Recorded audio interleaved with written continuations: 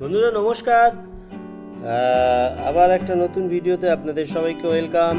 অতিরিক্ত গরম পড়ে গেছে, আপনারা আপনাদের ডগিদেরকে ভালো রাখার জন্য কি করবেন তারই ছোট্ট একটা টিপস আপনাদেরকে দেবো। আপনারা টক দইয়ের ঘোল দিন, দুপুরবেলা টক দই দিয়ে ভাত দিন, আর পারলে সবজি ভাত দই ভাতই খাওয়ানোর চেষ্টা করুন। আর ওদের মার্কেটে দেখবেন ওদের আমাদের গ্লুকোজ যেরকম পাওয়া যায় ওদেরও গ্লুকোজ পাওয়া যায়।